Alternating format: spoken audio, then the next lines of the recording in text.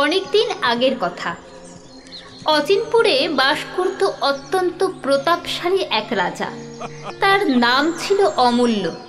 তিনি ছিলেন যেমন কৃপণ তেমনি বদমেজাজি। তাকে দেখে আশেপাশের সবাই ভয় করত। রাজ্যের লোকেরা খুব বিপদে না পড়লে রাজার কাছে যেত না। প্রজারা তাকে দেখে যেমন ভয় করত, ঘৃণা করত তার চেয়ে অধিক। অমূল্য রাজপুরীতে ধন সম্পদের এলাহি কাণ্ড। বাগানে গাছ ভর্তি আম, মাঠে নানা রকমের ফসল, পুকুরে বড় বড় মাছ। রাজবাড়িতে যে সমস্ত কর্মচারীরা কাজ করত তারা সবাই রাজার কীর্তিকলাপের কথা জানত। কেউ কেউ ছন্দ করে বলতো, কৃপণ রাজা অমূল্য পশুর সাথে তুল্য, টাকা টাকা করে সে ন্যায় নীতি ভুলল। সত্যি করেই অমূল্য টাকা ছাড়া কিছুই বুঝতো না। দিনে রাতে তার শুধু একটাই সাধনা, কি করে আরও টাকা পয়সা হবে, কি করে আরও সম্পত্তি বাড়ানো যাবে। টাকার জন্য প্রয়োজনে সে সব কিছু বিসর্জন দিতে পারে। রাত্রিতে সবাই যখন ঘুমিয়ে পড়ে, কৃপণ রাজা এই সব চিন্তা নিয়েই মগ্ন থাকে। কিছুতেই দু চোখের পাতা বন্ধ হয় না তার। মাঝরাতে ঘুম এলে স্বপ্নে মনটা বিভোর হয়ে যায়। কত হীরা মাণিক্য স্বর্ণমুদ্রা এসে তার রাজভাণ্ডার ভরে গেছে, অমূল্য হয়েছে, পৃথিবীর সব চাইতে ধনী রাজা। ঘুম ভাঙলে শোক দুঃখ হতাশায় বুকটা পাথর হয়ে আসে। মনে মনে ভাবতে থাকে, যে করেই হোক তাকে একদিন স্বপ্নের জায়গায় পৌঁছতেই হবে। প্রয়োজনে সে আরো কঠোর আরো অত্যাচারী হতে পারে। ভোরের আলো ফুটতে না ফুটতেই অমূল্য তার মন্ত্রীকে ডাকে। মন্ত্রী ক্যাবলাচরণকে মনের সব কথা খুলে বলে। ক্যাবলাচরণ সব কিছু শুনে রাজার লোভ লালসা আরো বাড়িয়ে দেয়। হ্যাঁ রাজামশাই, আপনি ঠিকই বলেছেন। চেষ্টা সাধনা স্বপ্ন এগুলো না থাকলে জীবনে বড় হওয়া যায় না। টাকা পয়সার জন্য আপনার যথেষ্ট ধ্যান জ্ঞান আছে। আপনি একদিন অবশ্যই পৃথিবীর ধনী রাজা হবেন। মন্ত্রীর কথায় রাজা আহ্লাদে গদগদ হয়ে যায়। আচ্ছা ক্যাবলা, তুমিই বলো, এর জন্য আমার কি কিছু করণীয় আছে? অবশ্যই করণীয় আছে। আমি সারা রাজ্যে ঢাক ঢোল পিটিয়ে দিচ্ছি। অচিনপুরের রাজাকে যে পৃথিবীর সবচাইতে ধনী রাজা করে দিতে পারবে, রাজা তার ইচ্ছা পূরণ করবে। সেই মতো পরের দিনই সারা রাজ্যে ঢাকঢোল পড়ে গেল।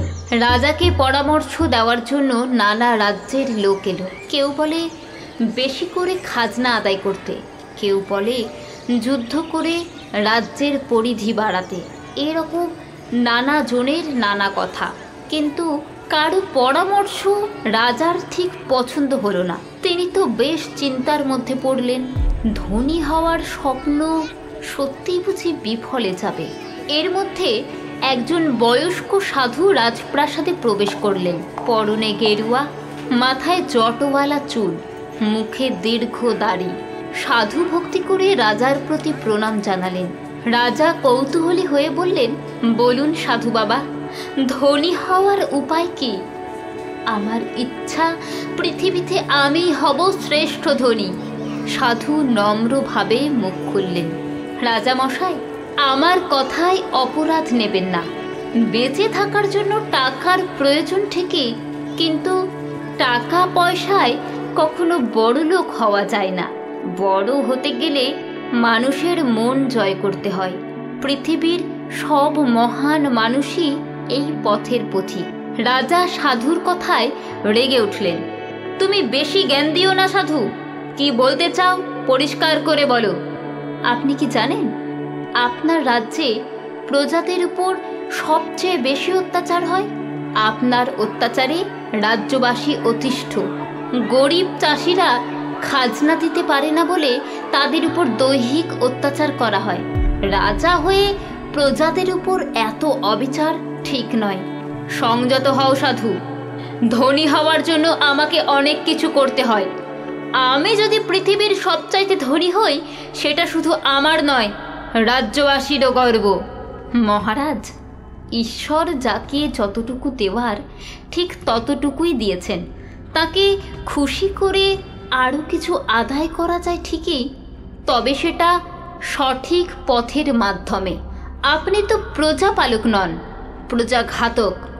ভুলে যাবেন না, রাজার উপরেও রাজা আছে। সাধুর কথায় অত্যাচারী রাজা অসম্ভব চটে গেলেন। রাগ সামলাতে না পেরে উচ্চ স্বরে চেঁচিয়ে উঠলেন, আমি হলাম পৃথিবীর শ্রেষ্ঠ রাজা।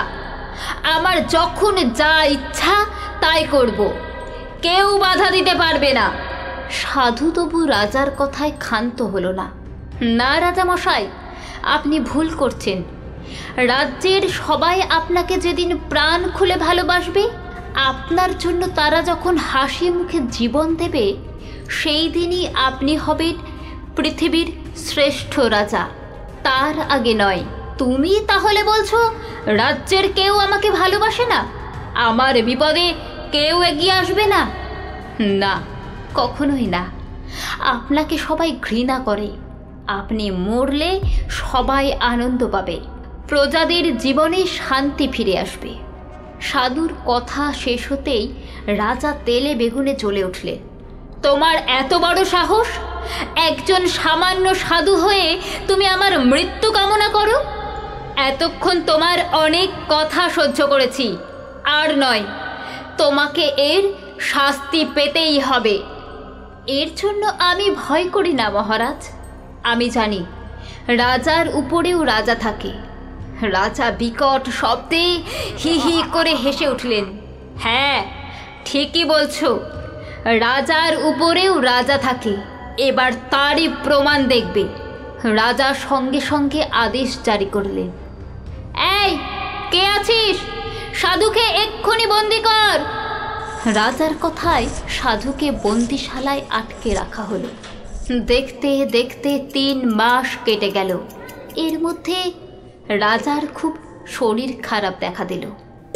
রাজাকে চিকিৎসা করার জন্য নানা রাজ্যের বদ্যি কবিরাজ এলো, তবুও কিছুতেই কিছু হলো না। রাজাকে দেখার জন্য রাজ্যবাসী কেউ এলো না।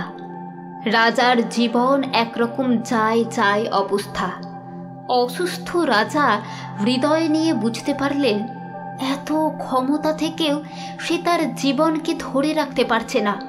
রাজা মনে মনে ভাবলেন, আমি তাহলে কিসের রাজা? সাধু ঠিকই বলেছে, রাজার উপরেও রাজা থাকে। সেই রাজাই বুঝি সৃষ্টিকর্তা। রাজা অসুস্থ অবস্থাতেই সেনাপতিকে আদেশ করলেন, এক্ষুনি বন্দিশালা থেকে সাধুকে মুক্ত করো, আর সারা রাজ্যে ঢাক ঢোল পিটিয়ে জানিয়ে দাও, প্রজাদের থেকে আর কোনো রাজস্ব আদায় হবে না। এবার থেকে তারা মনের আনন্দে ফসল ফলাবে, ইচ্ছা মতো দিন যাপন করবে। এমনকি তাদের জন্য নানা রকম সুযোগ সুবিধা দেওয়া হবে। রাজার আদেশ সঙ্গে সঙ্গে কার্যকর হলো। সাধুকে বন্দিশালা থেকে মুক্ত করা মাত্রই রাজা সুস্থ হয়ে উঠলেন। সারা রাজ্যে ঢাক ঢোল পিটিয়ে রাজার সব কথা জানিয়ে দেওয়া হলো। সুখবর শুনে রাজ্যবাসী রাজার বাড়ি ঘিরে ফেলল। তারা মনের আনন্দে রাজার জয়ধ্বনি দিয়ে বলতে লাগলো, সব ভুলেছি, দুঃখ শোক, রাজা অমূল্যর জয় হোক। রাজ সিংহাসন থেকে শুনতে পেলেন প্রজাদের আশীর্বাদ বাণী। আনন্দে বুক ভরে গেল তার। দীর্ঘকাল রাজ্য শাসন করে এত আনন্দ সে আর কখনো পায়নি। এবার তার সত্যি সত্যি মনে হলো, সেই বুঝি পৃথিবীর শ্রেষ্ঠ রাজা, যেমনটি সাধু বলেছিলেন।